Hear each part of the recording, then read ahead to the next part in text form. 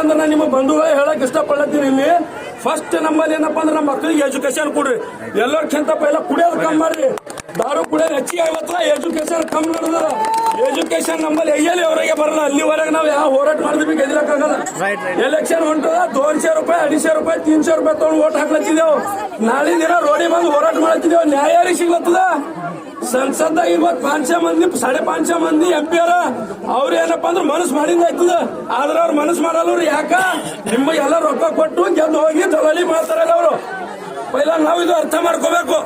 Election ಬಂದಾಗ ಏನಪ್ಪಾ ಅಂದ್ರೆ 200 500 ತಗೊಂಡು ಓಟ್ ಹಾಕ್ಲತ್ತಿದೆವು. ಅದ್ರ ಬಾದ ದಲಾಲಿ ಮಾಡ್ಕೊತ ನಡೆದೆವು. ನಾವೇನಪ್ಪಾ ಅಂದ್ರೆ ಎಲ್ಲರಿಗಿಂತ ಫಸ್ಟ್ ನಮ್ಮ ಮನಿ ಸ್ವಚ್ಛ ಮಾಡ್ಕೋರಿ. ನಮ್ಮ ಮಕ್ಕಳಿಗೆ ಓದಿಸ್ರಿ, ನಮ್ಮ ಮಕ್ಕಳಿಗೆ ಹುಷಾರ್ ಮಾಡ್ರಿ, ಎಜುಕೇಶನ್ ಕೊಡ್ರಿ. ನಿಮಗೆ ಹೋರಾಟ ಮಾಡೋ ಜरूरत ಆಗ್ತಲ್ಲ. ಬಾಬಾ ಸಾಹೇಬ್ ಅವತ್ತೇ ಹೇಳ್ಯಾರ, जो पढ़ेगा वही बोलेगा, जो शिक्षित होएगा वही आगे जाएगा. नहीं तो